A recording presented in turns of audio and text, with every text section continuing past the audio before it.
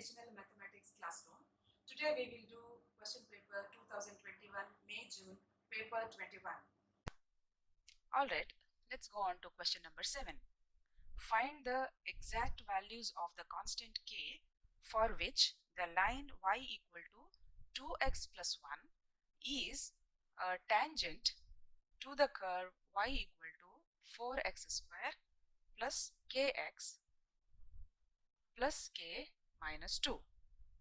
So this is a quadratic expression. So the graph is something of this sort. This line is a tangent. So maybe at this point the line is a tangent to the curve. Alright. So the point of contact is the point of intersection of this curve and this line. So we will use this fact here that these two, the line and the curve, meet at one single point, and that is the point of their intersection. So to get that point we have to equate the two expressions. The left side is y, the right sides are different, so we will equate the right sides also. So 2x plus 1 is equal to 4x square plus kx plus k minus 2. Okay, so this is how we find the point of intersection always between two curves or a line and a curve. We just equate their equations on the right side of the equations, because left side will always be y. So right side, when we equate, we get the points of intersection. Okay, so let us simplify this one. 4x square plus kx minus 2x. So let me write that, plus kx minus 2x plus k minus 2 minus 1, which is a constant, and the left other side is 0. So it is equal to 4x square plus k minus 2x, that is the x term, plus k minus 3 is the constant, which is equal to 0. So we got a equation in x square, which is a quadratic expression. Now we know a tangent touches the curve at just one point. That means this quadratic equation here will have just one root. So when do we have the solution for a quadratic equation which is just one root? So what, as you know, b square minus 4ac, which is called the determinant, decides this. So when this value is greater than 0, we have two roots. When this b square minus 4 is equal to 0, we have same roots. So there are two roots, but it is same. That means it's just one point. And when it is less than 0, we have imaginary roots. So since tangent touches the curve at single point, this must be true. So going with that, b square minus 4ac. So let us list what are a, b and c. A is 4, the coefficient of x square. B is k minus 2. C is k minus 3. So b square minus 4ac is equal to k minus 2 whole square minus 4 into a into c must be equal to 0. So let us simplify this as a minus b whole square. A square plus b square minus 2ab minus 4 into 4 into k, which is 16k, minus and minus give us plus. 4 into 4 into 3, 16 into 3, 48 equal to 0. So it is k square minus 4k minus 16k, we get minus 20k, plus 4 plus 48 we get plus 52 equal to 0. So we got a quadratic equation in k. So we can solve this very easily using the formula k equal to minus b plus or minus square root of b square minus 4ac whole divided by a.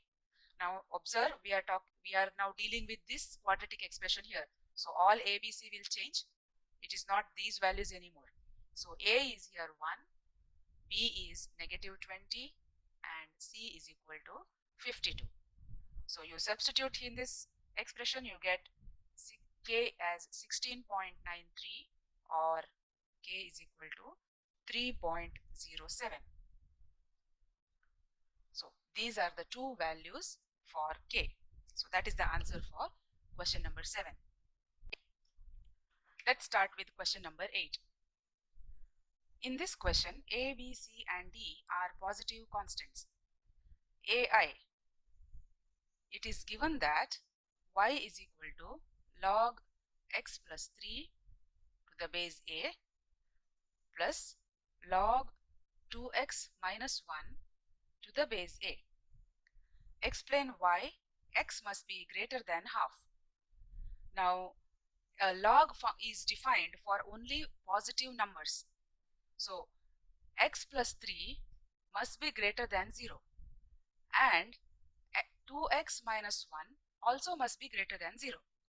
So, we don't define log for 0 and negative numbers. It should be always bigger than 0 and positive numbers. So, from this condition, it follows that x must be greater than negative 3 and x must be greater than half. So, in a number line, this is negative 1 to negative 3 and this is 1 to positive 3. The first condition says x must be greater than negative 3. So, that means it should be bigger than negative 3. The second condition states that x must be greater than half. That means it must be greater than half. So, that means this doesn't hold good. So, when it is this condition and this condition, the final condition that holds good is x greater than half. Hence, proved.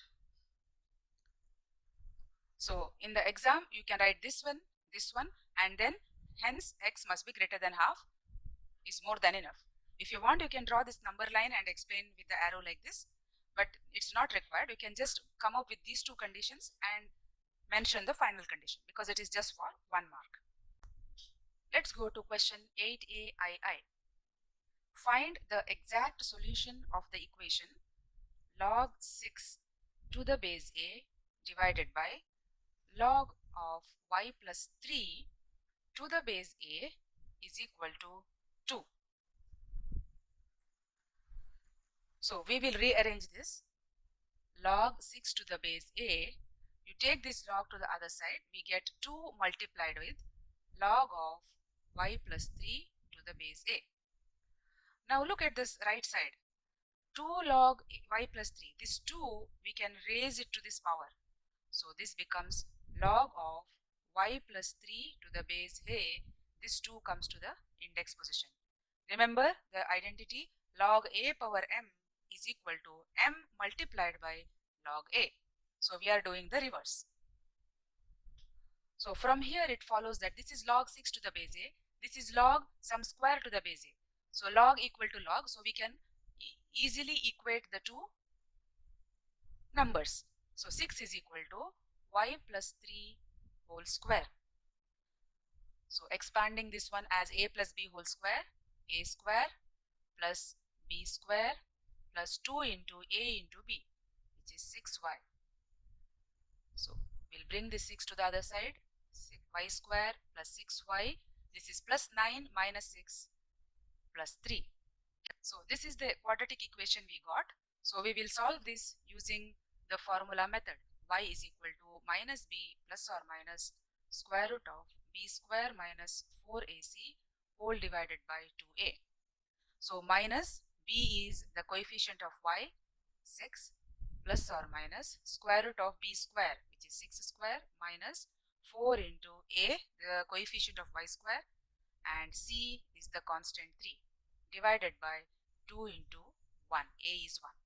So, if we simplify this, we get two answers for y. One is minus 5.44 and the other one root 6 minus 3. So, which one to select out of these? Now, y has to be greater than negative 3. Why? Because we have this one term here in the given equation, log y plus 3 to the base a. So, this y plus 3 must be greater than 0, hence y must be greater than negative 3. But this value is less than negative 3. Therefore, this value is discarded. The value selected is this one. So, the answer for this question is y is equal to root 6 minus 3. Let's see question number 8b.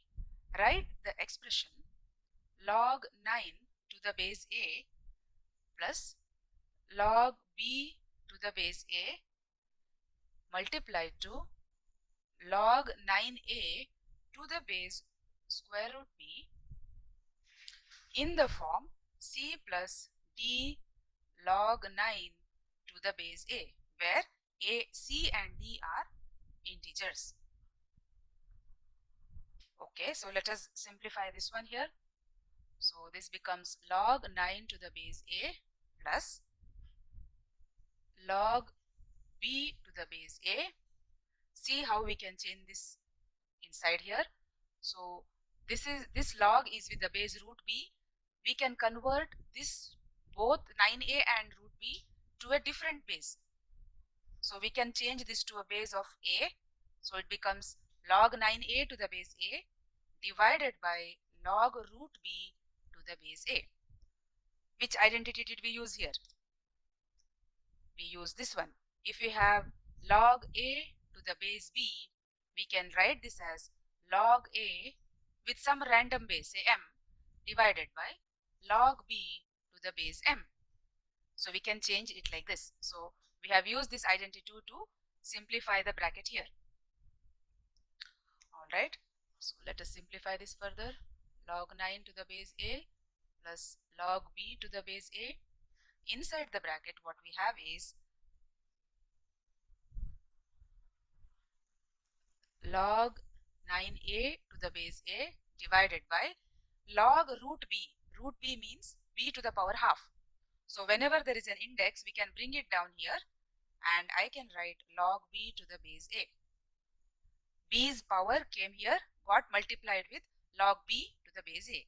So we have a log B to the base A here, log B to the base A here. They get cancelled out. So what we are left with, log 9 to the base A plus this 2 comes up, 2 times log 9A to the base A. Okay, so we have one more step to go. Log 9 to the base A, 2 into log 9A. We can split this and write log 9 to the base A plus log A to the base A. Which identity did we use here? We use this one. Log of mn is equal to log of m plus log of n. Alright, so now we are almost there. Log 9 to the base A, we'll expand this bracket. 2 times log 9 to the base A plus 2 times log A to the base A is 1. Okay, so any log to the same base is always 1. So 1 log 9, 2 log 9. We have 3 log 9 to the base A plus 2. So this is in the form C plus D log 9 to the base A. Therefore, C is equal to 2, D is equal to 3. So this is the answer for 8B. Let's start with solving question number 9. A curve is such that d square y divided by d square y by dx square is equal to sine 6x minus pi by 2. Given that dy by dx is equal to half, at point pi by 4, 13 pi by 12 on the curve, find the equation of the curve. So dy by dx is given at a certain point. So dy by dx always gives us the gradient of the curve at this point. So we will make use of this at a later time. So let's integrate this first. So when we integrate the left side, we get dy by dx is equal to integration sine 6x minus pi by 2 with respect to dx. So we know integration of sine is cos 6x minus pi by 2. Divide this by the integration of the x term inside. So d by dx of 6x is 6 plus the constant of integration. Now to find this constant of integration, we will use this data. It is given that dy by dx is equal to half at this point. So let us substitute dy by dx as half minus cos 6x, x is pi by 4. So 6 into pi by 4 minus pi by 2 divided by 6 plus c. Continuing here, half is equal to minus cos 6 pi by 4 is 3 pi by 2. So 3 pi by 2 minus 1 pi by 2 is 2 pi by 2, which is pi, divided by 6 plus c. So half equal to minus cos pi is minus 1 divided by 6 plus c. So C is equal to half. This is minus of minus 1 is plus 1 over 6, but when it changes side, it becomes minus 1 over 6. So the denominator, common denominator is 6, 2 3 times, 6 1 time. That is equal to C. So this is 2 by 6 or 1 by 3 is the value of C, which is the constant of integration. So we have reached dy by dx equation up to here. Now we have to go one more integration step to reach the equation of the curve in form y equal to. So let us integrate once more. So integration dy by dx with respect to x gives us y equal to minus cos 6x minus pi by 2 divided by 6 plus integration of, this is with respect to x, dx. Alright, so minus 1 over 6, the constant comes out. The integration of cos is sine plus sine 6 pi by 6x. My mistake, it should be 6x. Okay, divided by integration of 6x, so which gives us 6 in the denominator, plus 1 over 3, integration is 1 over 3 into x, plus d, which is a constant of integration. So this simplifies to minus sine 6x minus pi by 2 divided by 36 plus x over 3 plus d. So what do we use to find d now? Yes, think. Yes, absolutely right. We are given a point pi by 4 comma 13 pi by 4 12. This is x comma y. So we will substitute x equal to pi by 4, then y equal to 13 pi by 12. So they are the coordinates on the curve. So we can very well use this point in the place of x and y here. After substitution of y and x, our equation looks like this. So let us simplify this carefully. Minus sine, so this is 3 pi by 2 minus 1 pi by 2, we get 2 pi by 2, which is sine pi divided by 36, plus this is pi by 12 plus d. So 13 pi by 12 minus pi by 12. Now sine pi is 0, so this whole term goes to 0, equal to d. So this is 12 pi by t, so 12 pi by 12 is equal to d, which indicates d is equal to pi, this 12 cancel. So we got the constant of integration. So now our equation of the curve is y equal to 6 minus sine 6x minus pi by 2 divided by 36 plus x divided by 3 plus pi. This is the answer for question number 9. Let us start with question number 10. Relative to origin O, the position vectors of the points A, B, C, D are given. So let us draw a rough sketch of how these vectors look like. So vector OA, O point is the origin. OA is 6 comma minus 5. That means x is 6, minus 5, y is minus 5. So we can say A is approximately at this point, which is 6 comma minus 5. Then B, which is OB vector, is 10, 3. That means B is a place which is x equal to 10 and y is 3.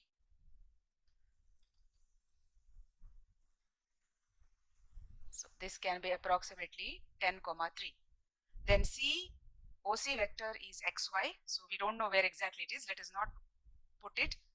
Next is OD, which is 12, 7. So 12 and 7. So D point is here, which is 12 comma 7. Find the unit vector in the direction of AB. So the vector AB is like this. So we have to find the unit vector in the direction of AB.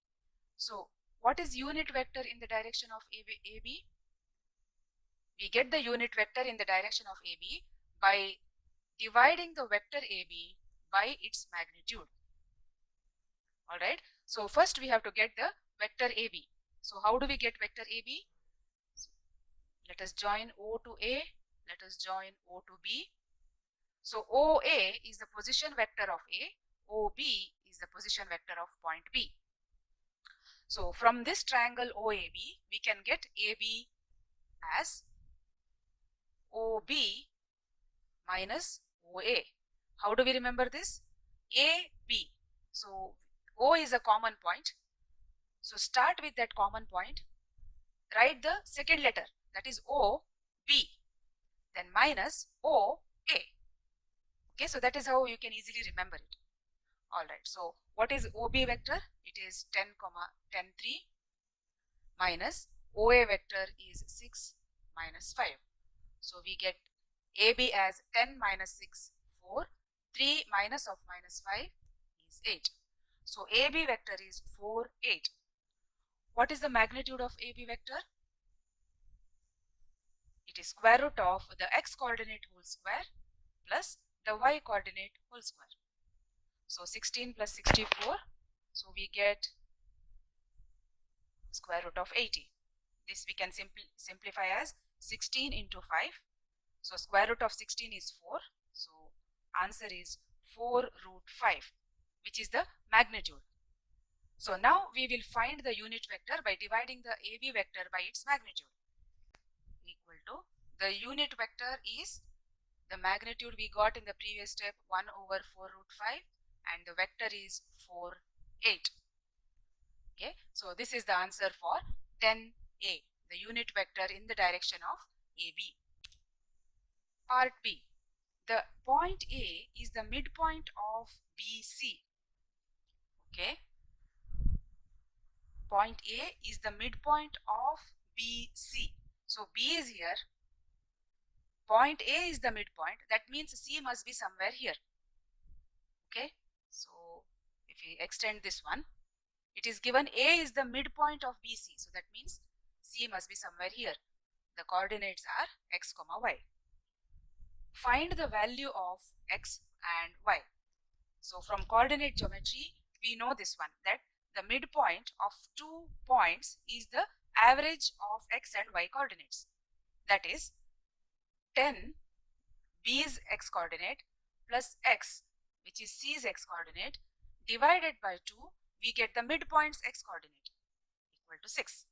Similarly, B and C's y coordinates, 3 plus y, divided by 2, it is always divided by 2, we get y coordinate. So from here it follows 10 plus x is equal to 12, 2 goes to the other side, so x is equal to 12 minus 10, 2. From here 3 plus y equal to 2 into minus 5 minus 10, y equal to minus 10 minus 3, 13. So we got the coordinates of x and y for C, which is 2, negative 13. So that is the answer for 10B. Let us start with 10C. The point E lies on OD such that OE is to OD is equal to 1 is to 1 plus lambda. Find the value of lambda such that BE is parallel to x-axis. Okay, let us identify E such that BE is parallel to x-axis. So our E is here. Now it is given OE is to OD is 1 is to 1 plus lambda. OE is 1 parts. OD entire is 1 plus lambda. That means ED must be lambda parts. Okay. So now how do we find this lambda? What we will do is we will first get an expression for the vector OE. Okay. So we will get the x and y coordinates for point E by getting the OE vector. Then since it is given BE vector is parallel, we will find the expression for BE vector. B point we know coordinates, E point we will get the coordinates, so we will find the expression for BE vector. Then the y coordinate of E vector should be equal to 3 because the point E is such that BE is parallel to x-axis. That means whatever the y coordinate of y must be the y coordinate of E. So after getting the expression for BE vector, we will equate the E vector's coordinate, the y coordinate, to 3, and then we will find the lambda. So if you have to put the steps here, first get OE vector, second get BE vector, third equate BE vectors y coordinate 2, 3. Okay, so these are the 3 steps that we will follow. Let's first get an expression for OE. So as we can see, OE is 1 out of 1 plus lambda parts of OD. So it is 1 out of total 1 plus lambda parts of OD, which is 1 divided by 1 plus lambda of OD is 12, 7.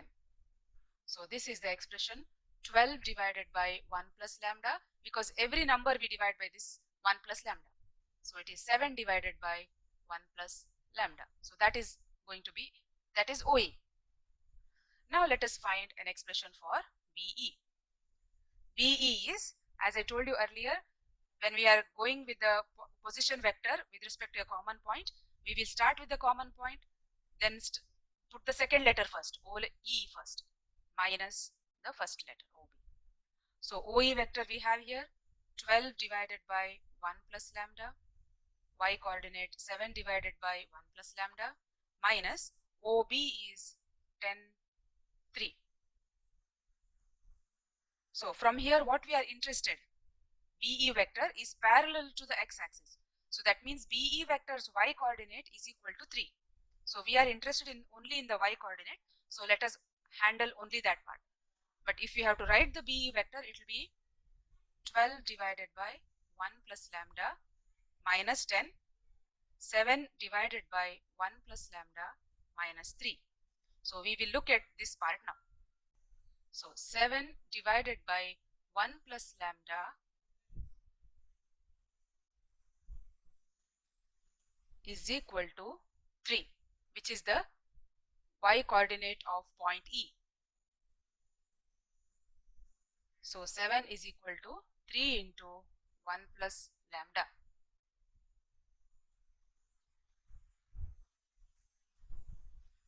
Seven is equal to 3 plus 3 lambda. So 3 lambda is 4. So lambda is 4 over 3. So that is the answer for 10E. Question number 11. The second, 8th and 44th terms of an arithmetic progression form the first 3 terms of a geometric progression. Alright. So T2, T8 and T44. Okay. So we know the general expression for the nth term Tn is a plus n minus 1 into d for arithmetic progression.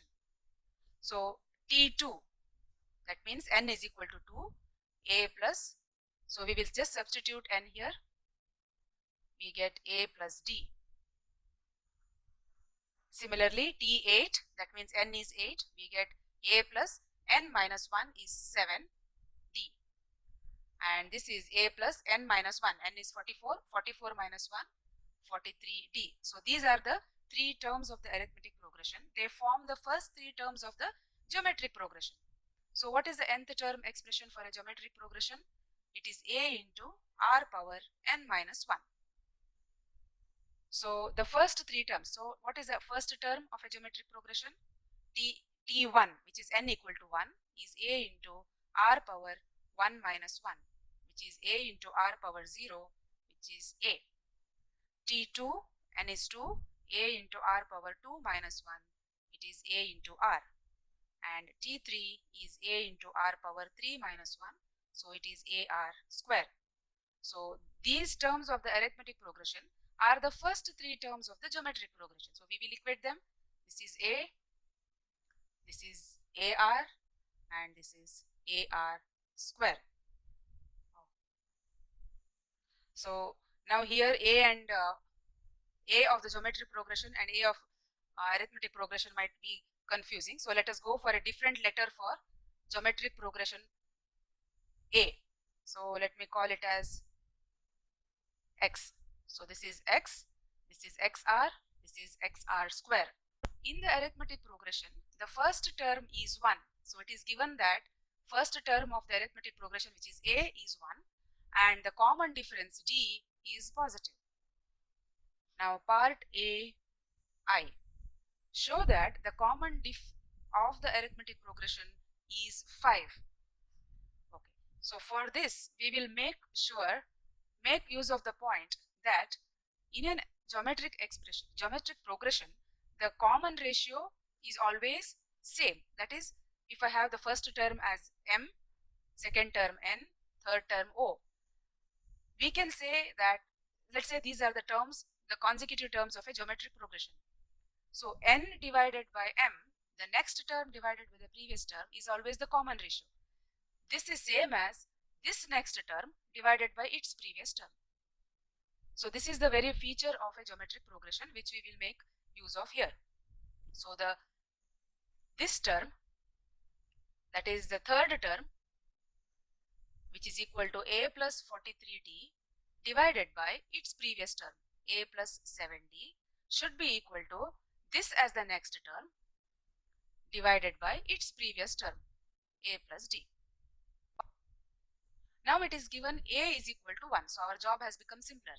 So it is 1 plus 43d divided by 1 plus 7d equal to 1 plus 7d divided by 1 plus d.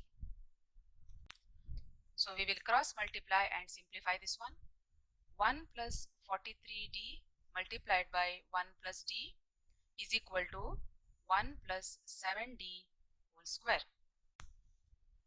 Let us expand the brackets now. So 1 multiplied to these two, I get 1 into d plus 43d plus 43d square equal to a plus b whole square, a square plus b square plus 2 into a into b. So let us club all the t square, d term and constants together. 49d square minus 43d square, we get 6d square. 14d minus 43d, we get minus 30d. There is a d here also, note that. Then 1 minus 1 is 0. So this 1 and this 1 can cancel each other. So if you look at these two terms, we have 6d as the common factor, which is out of the bracket. So what remains out of the first term is d minus, from here we have 5. So the product of the terms going to 0 means either d must be 0 or d minus 5 must be 0. Now d is equal to 0 says the common difference is 0. That means all the terms in the arithmetic progression are same, which is not possible. So hence discarded. Okay. So from here it follows d is equal to 5. Hence shown. So that is the answer. That is the way how we will show the common diff is equal to 5. The answer for AI. 11II. Find the sum of the first 20 terms of the arithmetic progression. Now the arithmetic progression A is given to be 1 and D we just found out it was 5. So the sum up to the nth term, the general formula is n over 2 into 2a plus n minus 1 into d. So sum up to the first 20 terms. So remember, this is a sum up to the first 20 terms. That means you start adding from the first term up to the 20th term. So n equal to 20, we get 20 over 2 into 2a, which is 2, plus 20 minus 1 into 5. So this is mere substitution and simplification. 19 into 5 is 95. So 97 into 10 is 970. That is the answer for 11II. Let us look at 11BI. Find the fifth term of the geometric progression. Okay, so we have the first term of the geometric progression, which was a plus d. So the first term of the geometric progression was same as the second term of the arithmetic progression. So t1 is equal to a plus d. So a was 1, d was 5. So the first term of the geometric progression is 6, right? Then the second term, The second term of the geometric progression is given to be same as the 8th term of the arithmetic progression. So it is a plus 7d, so 1 plus 7 into 5. So 35 plus 1, 36. So the geometric progression first term of GP, and this is the second term of GP. So the common ratio R we get by always dividing the next term by its previous term. So the second term divided by the first term is 6. So we have the common ratio, we have the first term, we can find the fifth term. So let's call u of 5, the fifth term is always the first term into r power n minus 1, which is 5 minus 1. So a, the first term is 6 into the common ratio is also 6 to the power 4. So which is 6 power 5, which is equal to 7,776. That is the answer for 11BI. 11BII. Explain whether or not the sum to infinity of this geometric progression exists. Now whether this sum to infinity exists or not, the R decides. As long as R is between minus 1 and plus 1, no equal to sign, should not be equal to minus 1, should not be equal to plus 1, but any value between those, the sum to infinity exists. Okay, any other value of R, there is no sum to infinity. So since R is 6, since R is 6, which doesn't belong to this range, sum to infinity in this case doesn't exist.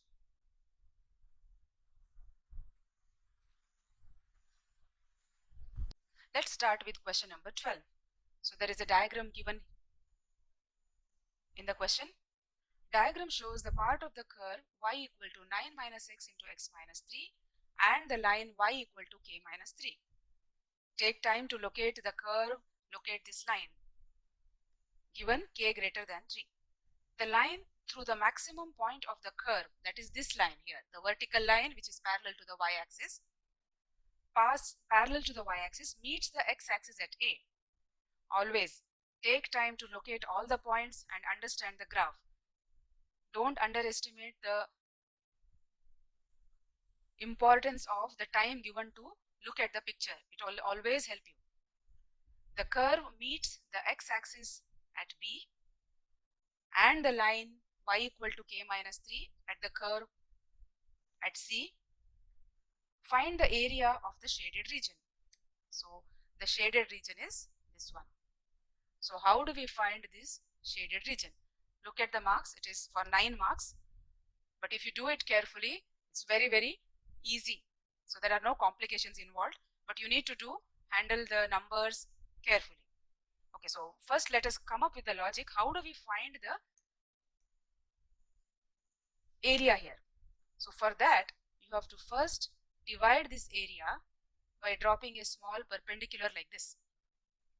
You see that this part of the area is a rectangle. So we know how to find the area of a rectangle, right? So this is the width and this is the length. So if we get this answer and this answer, multiplication of the two will be easy. We can get the area of the rectangle. Then what remains is the small area here, which is the area enclosed by the curve by this small perpendicular line here and this small piece of line here. So that we will get it from integration of the equation of the curve. So we will integrate the equation y equal to 9 minus x into x minus 3, and the limits are from this value up to this value, that is the x coordinate of this point and x coordinate of point B. If we do that, integrate this equation within the limits this value and this value, we get this small area here. So what all things are required here? We need the coordinates of A, we need the coordinates of B, we need the coordinates of this line here. Alright, so once these three coordinates are ready, our area will be ready. Alright, so let's do this step by step. Alright, let's see how we can find the coordinates of A and B.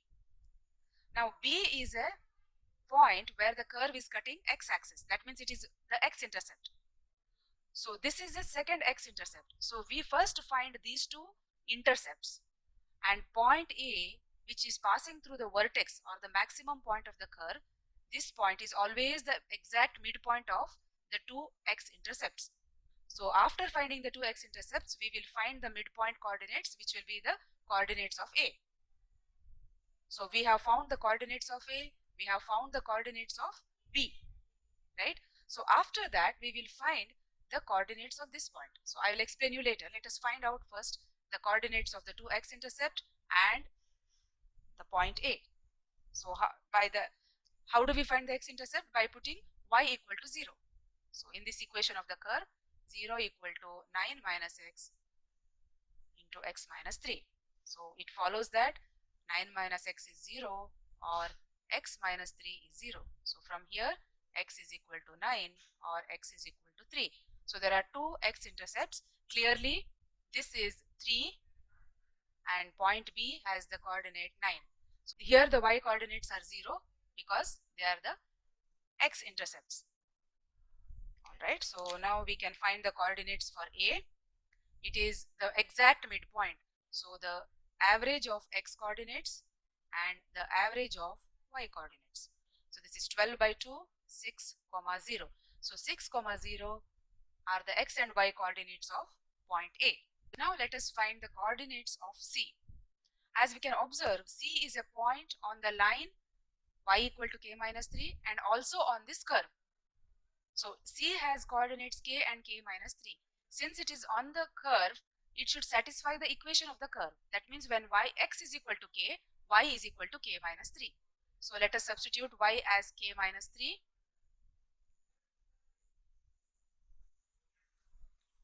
equal to 9 minus x is k into k minus 3.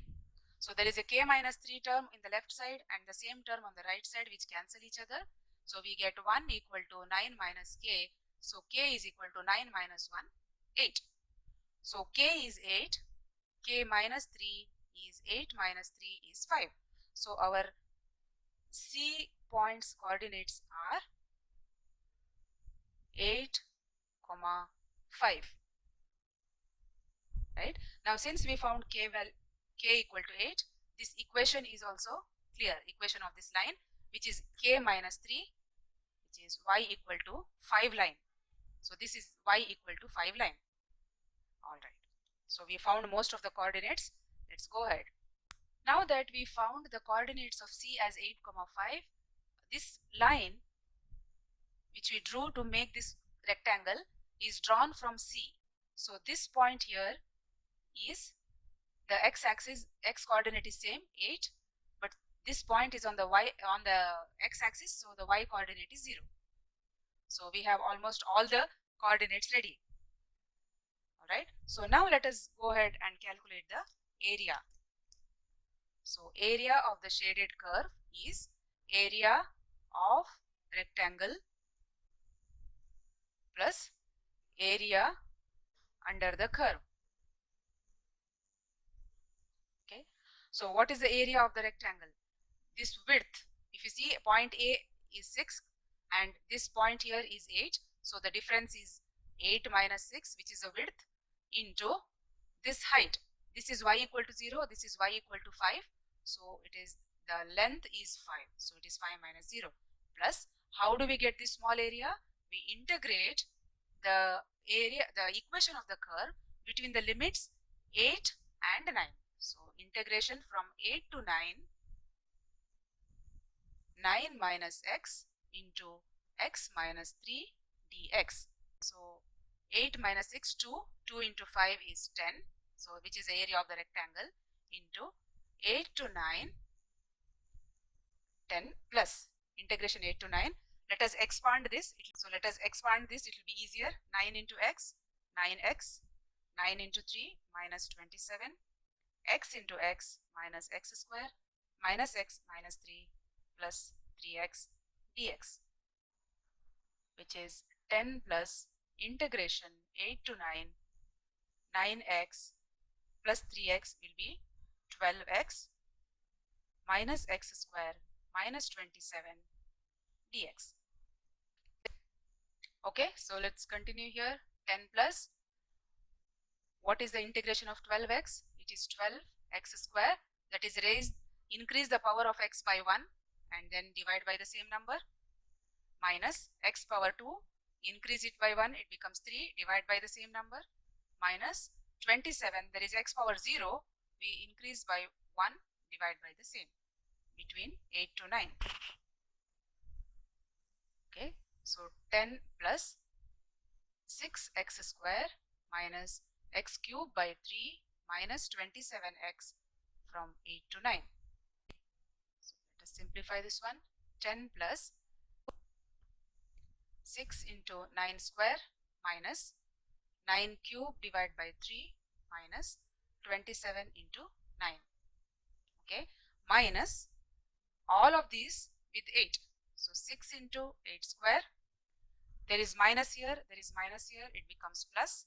So 8 cube divided by 8 plus 27 into 8. So it is 10 plus. So simplify the terms inside the bracket carefully with the calculator. So you will find that this simplifies to 8 over 3. So the answer is 10 plus 8 over 3, which is 38 over 3 unit square.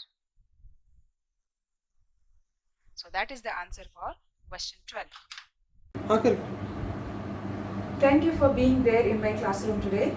If you need any clarifications on any of the questions that we solved today, you may contact me on my channel in Discord. For more details, please refer description box below. Thank you.